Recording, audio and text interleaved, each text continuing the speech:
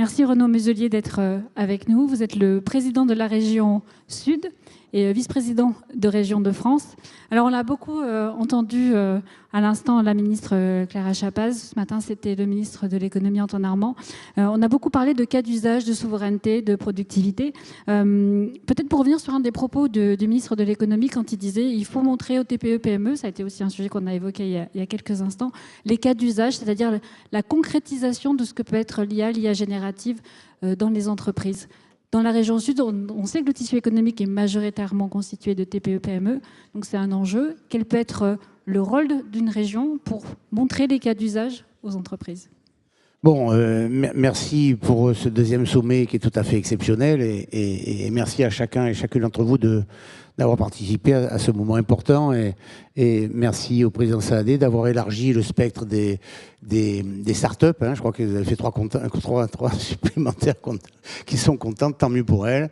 Et c'est très bien, mais ça montre cette capacité d'organisation que vous avez eue, de vision, qui fait en sorte que, dans le cadre de l'intelligence artificielle, aujourd'hui, vous avez regroupé tous les champions du monde, en fait.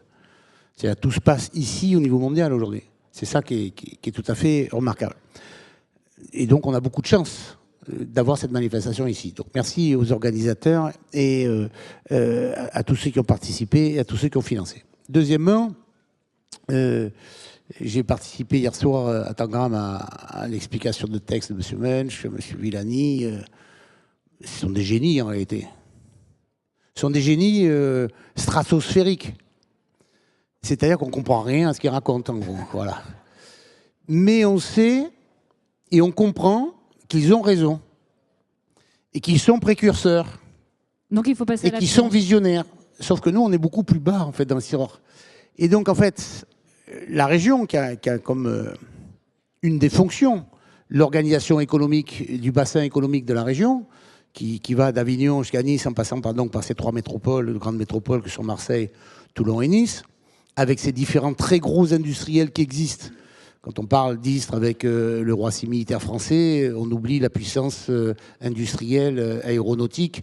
Quand on parle d'Airbus hélicoptères, on est les numéros au monde. Quand on parle d'ITER, on rappelle qu'on est en train de fabriquer l'énergie de demain. Quand on parle de Naval Group, on rappelle aussi qu'on a la capacité, autour du savoir-faire militaire naval de la première base militaire européenne, à Nice avec Sophia Antipolis, ici aussi à Marseille avec CMA-CGM, on a quand même des leaders mondiaux, incontestables.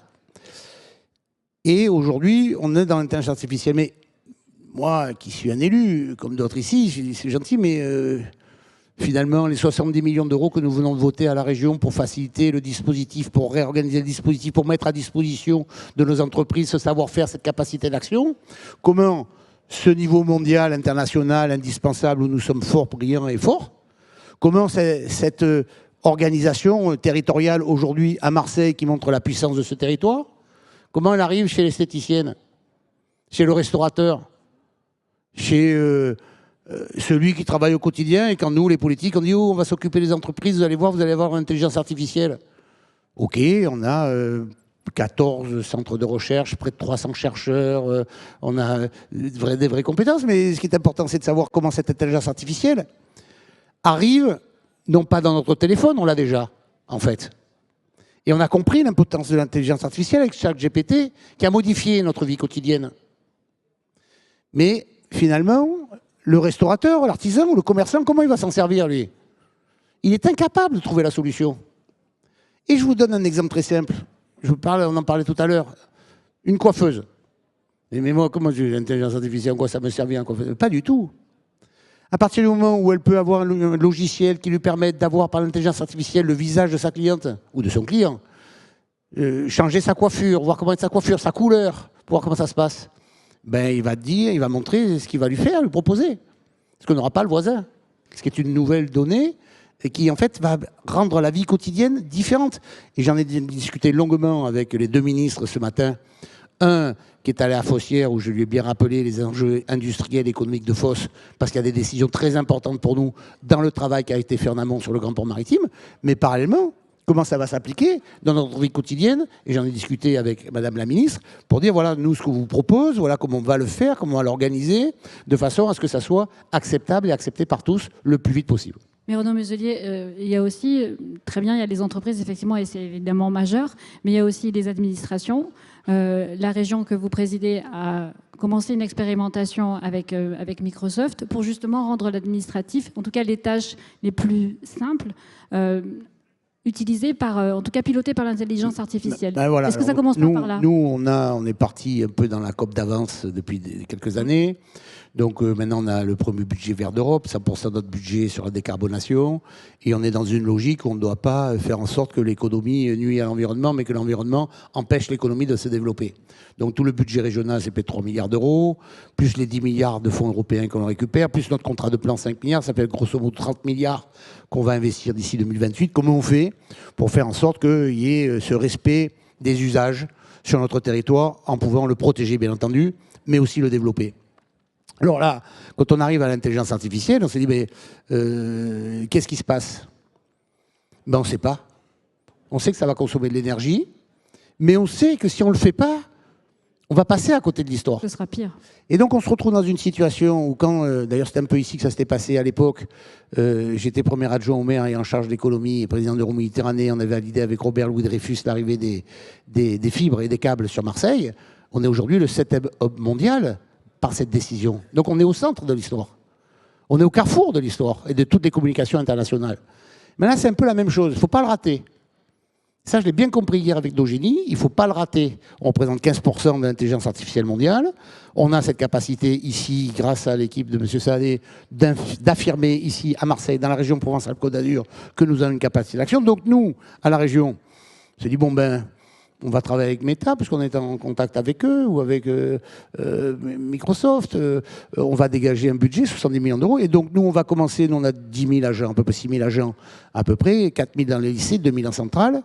Comment l'intelligence artificielle va être mise à disposition de nos collaborateurs pour faire en sorte que les fonds européens, pour l'accessibilité au contrat de plan, simplement une aide pour les agriculteurs, comme on fait pour les DFCI, puisque je vois le député européen qui est spécialiste des feux de forêt pour traiter ce dispositif-là, comment on facilite le travail administratif de notre administration, qui sera le plus possible et en phase avec nos populations, qui vont appuyer sur un bouton, 3 clics et la réponse.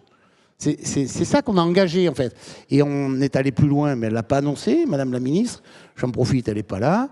On va se servir de notre expérience et de notre savoir-faire pour justement faire de la région une région test pour l'État français, pour faire en sorte que l'intelligence artificielle qui sera appliquée dans nos services peut être appliquée, bien sûr, chez nous, mais si ça marche, le faire dans les autres administrations françaises pour gagner en productivité. Ça ne manquera pas d'efficacité. Peut-être une dernière question, Président Muselier, sur, on a entendu tout à l'heure, il faut continuer à investir, il y a des chantiers à ouvrir. Les politiques partout sont d'une complexité absolue, donc il faut se repositionner quand même sur ce continent européen qui est le plus gros marché économique mondial quand même, en disant mais quels sont nos avantages et nos inconvénients, et si, je crois que c'est M. Saadé qui en a parlé ce matin, il y a le rapport Draghi, on mériterait de l'appliquer un peu ici chez nous, en Europe ça serait pas mal si on pouvait s'en inspirer, et puis après il faut qu'on soit un peu modeste par rapport aux Américains, aux Chinois. M. Trump vient d'être élu, qu'on l'aime ou qu'on l'aime pas. J'apporte pas la réponse de M. Trump, je sais que c'est son premier problème. Deuxième problème, c'est l'Iran avec Israël. Troisième problème, et dernier problème, c'est la dernière roue de la charrette, c'est-à-dire c'est l'Europe. Alors est-ce qu'on peut quand même éviter une guerre mondiale, voire une guerre nucléaire aux confins de l'Europe avec les Russes? Mais c'est la fin de ce problème. Donc nous les Français là-dedans, on est quand même un peu loin. Hein, donc il faut qu'on réalise qu'on est aussi loin. Mais il faut qu'on réalise qu'on est très compétent. Et qu'on doit avoir confiance en soi, et qu'on doit se donner les moyens, nous les Français, nous sur ce continent européen, d'avoir cette indépendance, cette souveraineté, ce savoir-faire qui nous permet de retrouver notre rang. Mais en sachant qu'il faut y aller aussi avec humilité et modestie. Voilà, c'est un peu cet enjeu-là. Donc moi j'y crois, oui. En tout cas, on va retenir le message, c'est de dire d'y croire et d'avoir confiance en soi. Je pense que c'est un bon message qui peut être entendu par tout le monde, y compris les entreprises et les administratifs. Les Français en général. Les Français en général. Ouais. Alors je vais reprendre le côté positif. Regardez les Jeux Olympiques, vous allez me dire c'est loin. Enfin, on est arrivé aux Jeux Olympiques, vous voyez partout, ça va être un désastre, il va y avoir des attentats, on ne pourra pas se baigner, les Français ne nous ramèneront pas une médaille, tout était terrible. Et matin, midi et soir, on était bassinés par cette incompétence chronique de la France pour faire les choses. Quel succès! Et ça a été un succès. Oh, on a été très heureux quand même, hein. Bon, alors, les ronchons, les grognons, ceux qui s'expriment toujours en disant que tout va mal, ben moi, je les repousse. Ça ne veut pas dire que je suis dans le déni. Ça ne veut pas dire que je ne regarde pas les difficultés que je rencontre. Mais voilà, arrêtons de ronchonner, regardons ce qui se passe, travaillons ensemble et ça marche. Merci.